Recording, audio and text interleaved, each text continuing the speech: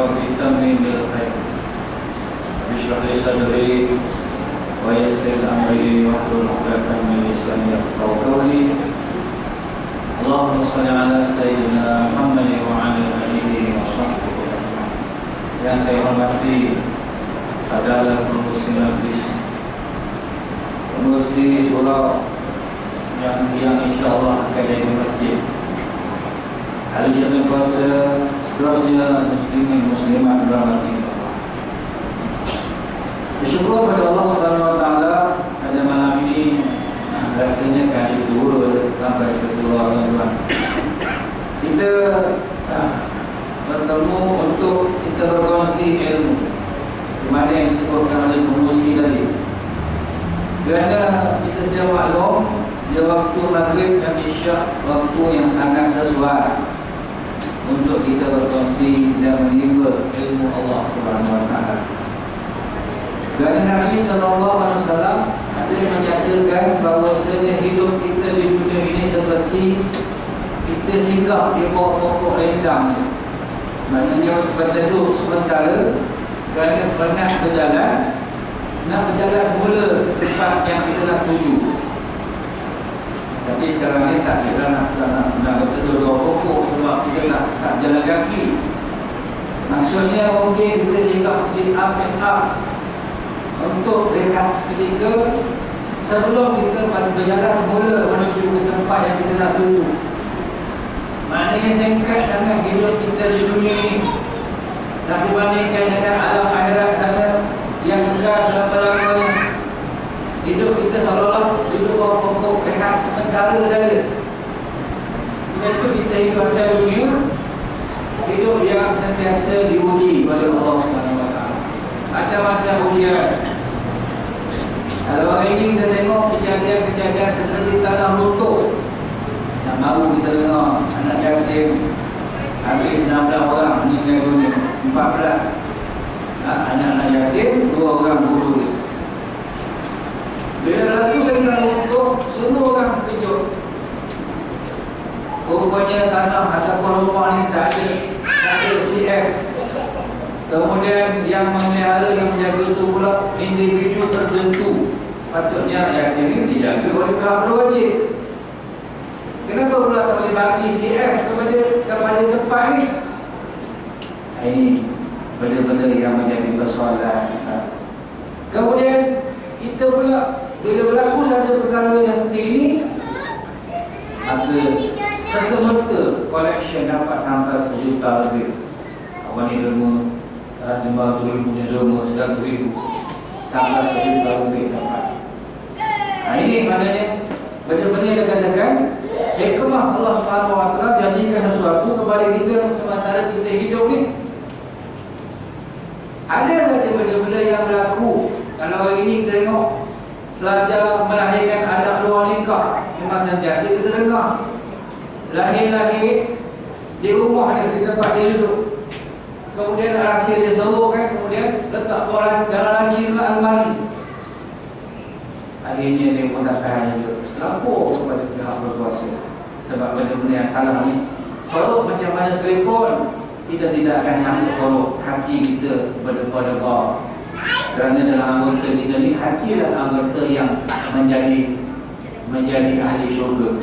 Maknanya dalam badan kita, semua badan kita ni, satu saja yang menjadi tempatnya di syurga, iaitu hati. Yang lain-lain belum tentu lagi.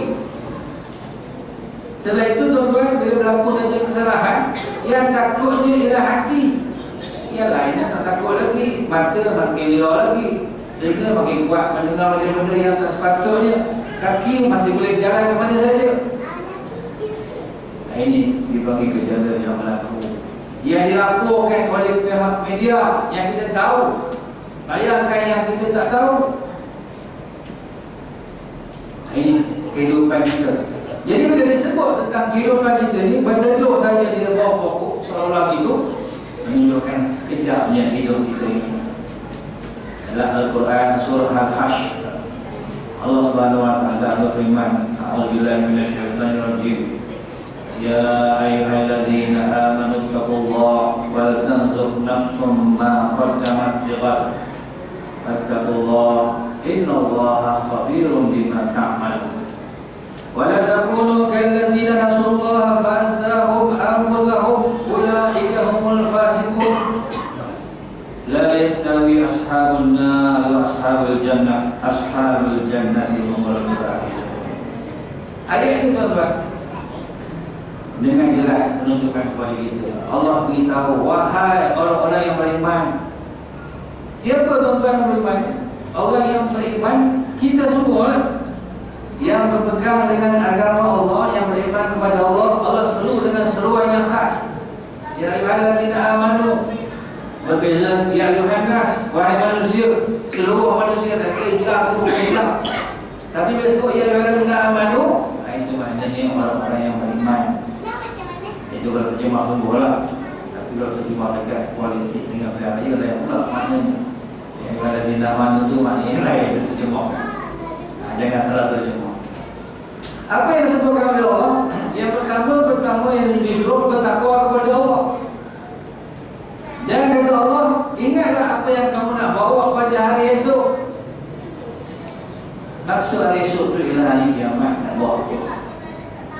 Dan Allah mengatakan, innallaha khabirun bima ta'malun. Allah Maha mengetahui apa yang kita buat pada hari ini. Kemudian disebut pula dalam ayat berikutnya, tidak akan sama ahli syurga, wala takunu kallazina nasullah fasma, wala takunu kallazina nasullah fasma.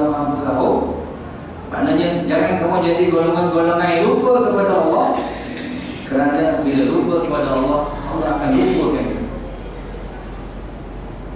Ulaika humul fasiqun, mereka ini orang-orang yang jahat, orang-orang yang fasik. La yastawi ashabun nar, tidak sama ahli neraka dan ahli syurga.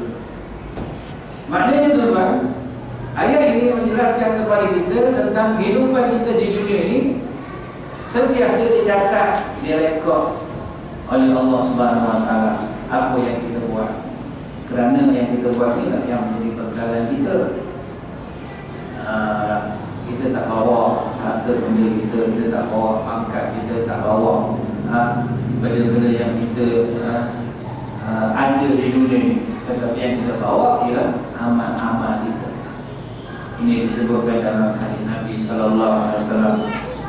Yatba'ul mayyita salasatun, yang mengiringi jenazah itu tiga.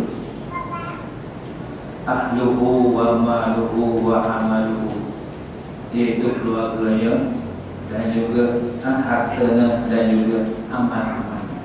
Farja'is dan pulang dua, keluarganya pulang, kemudian hartanya pulang. Wayang kau yang tolong teman dia adalah satu saja, iaitu amalnya. Dua orang ni saya nak fokus sangat sebab dia banyak orang ni. Ada siapa depan itu depan tak mana kan? Dia kirikan yang lima itu. Usia sosial. Boleh juga usia untuk lebih kena. Kita selalu depan. Itu maknanya surau tu mana dia lempok. Dia manja. Kapal tu maknanya seimbang lah. Belum depannya kosong. Ada sebab kosong. Kalau tempat tu depannya memang orang tak duduk depan. Tak ustaz tengok dia. Kalau ustaz aja ditanya kan, itu ustaz tanya. Betul tak? Orang tu tak tahu ada nak betul tak. Kalau tak betul kan dia marah pula. Ini maknanya kehidupan kita di dunia ni tuan-tuan, yang disebutkan oleh Allah Subhanahu Wa Taala, suruh kita bawa bekal sebanyak mungkin yang kita boleh bawa. Sebab di sana tidak ada yang boleh menolong kita kecuali amal-amal kita semasa kita hidup. Ini yang disebutkan oleh Allah supaya kita banyak-banyak buat amal. Jadi kita duduk di surau ni dengan adanya majlis begini untuk menunggu waktu isyak. Ini menjadi satu perkara kewajipan kepada kita. Walaupun kita tahu benda-benda ilmu agama ni tuan-tuan, saya selalu sebut, cakaplah sampai bila-bila, macam itu sama je. Kalau benda agama saja tuan-tuan, tuan-tuan pergi mana sekalipun sama, datanglah jemaah daripada mana sekalipun. Dulu dekat Pandan 2 tu, jemaah tabligh datang, orang Arab datang. AJK masih kata Ustaz, bila lalu ada jemaah nak nyampaikan tazkirah, bagi dia cakap. Dia cakap sama je, cuma dia orang Arab. Cerita fadilat tentang di Masjid Surah, fadilat ilmu. Itu maknanya bila sebut saja agama ni mana-mana pun sama. Dan kita boleh sedar apabila ilmu itu tersalah. Macam orang ni kita dengar Ustaz daripada golong sosial, dia kata titian sirah ni bukan melalui neraka, ini mengikut pendapat. Titian yang lalu titian sirah ni bukan lalu bawa tu neraka. Dia punya pendapat. Berapa ramai orang telefon jawab pejabat mufti, kenapa Ustaz ni cakap gitu? Sebab kami dah lama belajar, bila naik atas titian mesti bawah tu neraka. Nak menyeberangi, nak pergi syurga, lalu akan neraka. Tiba-tiba Ustaz ni kata bukan lalu je bawah neraka. Orang telefon jawab tu kan. Ya Allah, telefon nak apa? Nanti dulu saya rojok ni. Semua orang tahu benda ni. Pokoknya di korupor jadi isu juga. Kita kat benda-benda yang mungkin ada pendapat yang dipanggil kill, pendapat yang sedikit dijaga. Jadi benda ni jadi keliru. Orang macam kita ni, yang dia orang bijak pandai tak apalah dia cakap. Sama juga dengan baju kuno.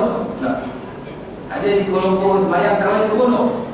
Dia kata aku punya saudara pergi Kuala Lumpur sembahyang tarawih kuno. Kenapa? Tak tahu, lepas balik buka pasti kuno lah. Sudah. Patutnya bila boleh buka mungkin kuat dia punya kewarakan yang tarawih kuno lah. Sudah. Benda-benda ni benda yang dipanggil furu'iyah ataupun ikhtilaf ulama. Ataupun kita macam kita berpegang kepada Imam Syafi'i, ada dia sunat muakkad kita baca kuno. Tapi belah sana Maliki sana, dia tak sunatkan baca kuno. Lepas tu di Mekah tak ada baca kuno. Orang Malaysia tak baca kuno. Kita ikut imam jangan baca kuno. Di depan kita kena baca lah, sebab dia sunat muakkad. Apatah lagi berdoa dalam solat lebih baik daripada berdoa di luar solat. Dalam tengah sembahyang kita berdoa, tengok di Mesir 1 juta, 2 juta rakyat dia sembahyang di padang Tahrir, di tengah macam kita di kawasan Dataran Merdeka, 2 juta orang sembahyang. Sampai sembahyang tu doa supaya Presiden Husni Mubarak turun daripada tahta. Dan 2 juta doa. Yang jadi imam tu pula Jibril. Bukan malaikat, dia berkata imam dia tanya nama Jibril yang selalu datang dalam tempat kita ni. Jibril dia imam. Akhirnya tak lebih juga Husni Mubarak turun juga, walaupun nasihat dia daripada Amerika, nasihat dia Barack Obama, nasihat kau yang dua lagi rupanya tak tahan juga. Barack Obama kau turun, nampak baik tak lagi lagi turun. Pelik. Seorang pemerintah negara Islam dengar daripada orang-orang Yahudi yang jelas ada dalam Quran benda-benda yang diharamkan oleh Allah. Wala tarda ankal yahud wala nasara hatta tattabi'a millatahum. Sebelum dah dalam Quran. Selain itu kita baca Quran, terpaksa jadi terjemah lagi. Mereka tak boleh terjemah, nak baca saja dah tahu dah apa yang ada dalam Quran, bahasa dia. Mereka punya takdir rasa juga. Nak tengok rumah putih juga. Macam kita bila berlaku tanah untuk menimpa rumah layak dia. Kita punya dekat Washington. Nak balik segera kerana tengok berlaku bencana. Maknanya yang ini banyak orang dirujuk ke rumah putih. Washington. Kita orang Islam ada tempat rujuk. Mekah sana rumah hitam ke. Tempat rujuk kita. Ataupun Quran hadis. Bila kita rujuk tempat-tempat yang begitu kepada orang kafir, jadi rosak. 8 buah negara haram bergolong. semua presiden-presiden itu turun. Walaupun ada yang degil kamu turun, kiamat kamu turun. Apa dah rakyat ni di jalan raya ni demonstrasi kamu turun juga. Degil nak mampu. Kenapa tuan-tuan? Nak jadi presiden, ketua ni, oh ya. Kalau mereka ikutkan kepada hawa nafsu, segala-galanya dapat, harta dapat, kemewahan dapat. Apa saja yang dia nak dapat, nak jet dapat, nak kapal dapat, nak harta dapat. Tapi bila kita kenakan kepada alam akhirat di padang mahsyar, kemudian ketika melalui titan sirat, lalu titan sirat ini ada roadblock, ada tahanan daripada malaikat. Ada 7 roadblock. Roadblock yang pertama kali tentang akidah. Semua akidah apa? Aku akidah Ahlussunnah wal Jamaah, akidah yang mengikut Islam ni, Quran hadis. Okey jalan. Tadi saja semua akidah apa? Akidah ayat faith. Oh, ada kata mana? Ada dalam buku ayat faith. Oh, belajar mereka. Dalam masuk dalam ada orang mengaku itu maknanya rombok. Walaupun kita tajuk ini berbagai-bagai, tapi lalu dia ada kata dia yang gambut dia belah pujuk, yang tajam macam pedang, tak boleh nak bayar kata dia lalu. Tapi begitulah ibarat. Ada rombok. Masuk pula rombok kedua. Rombok kedua pula apa dia tanya tentang solat. Tanya sembahyang kita pula macam mana mau sembahyang ni. Tanya sembahyang. Kalau sembahyang dia okey, sehari 5 kali sembahyang, alhamdulillah. Dia akan lepas.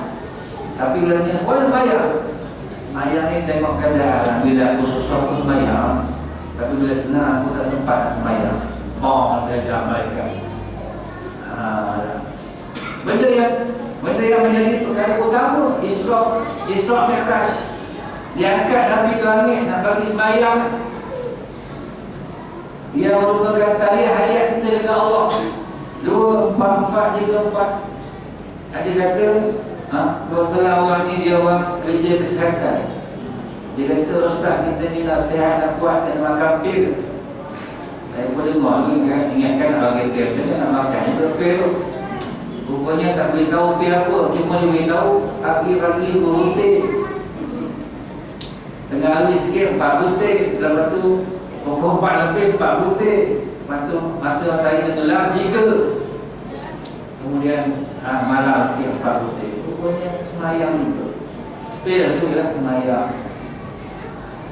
Ini tuan-tuan. Sebab itu sembahyang ni dia berkaitan banyak dengan hidup kita. Kalau orang tak sembahyang tuan, berbagai-bagai benda akan menimpa dia. Kita dengar daripada laporan Jakir. Setiap bulan ni satu penceraian. Oi, banyak pun penceraian. Selagi bila keluar saja kisah Saleh Yaakob, kita pun honor. Saleh Yaakob kan penyampai radio Sina. Orang bercerai saja, dia bertambah isteri sampai nombor 4. Kalau yang nombor 4 ni umur 24 tahun, 75 tahun, dia sedang membuat master. Tidak clear. Dia kata hidup berkualiti. Dan naskah tadi apa? Tak ada pada mulia-mulia dan orang tua. Kerana orang ni hari ni dia kata banyak yang tak kualiti. Tak tahu lah kualiti tak kualiti. Tapi itulah yang berlaku hari ni. Pelik kita satu orang namanya Saleh Yaakob. Orang kata dia pelawak lah. Memang pelawak, kadang-kadang penyanyi, pelakon, kadang-kadang penyampai radio. Isteri dia muda-muda, dia boleh kompor dengan 4 orang. Kita tengok tu rasa nak ikut juga jejak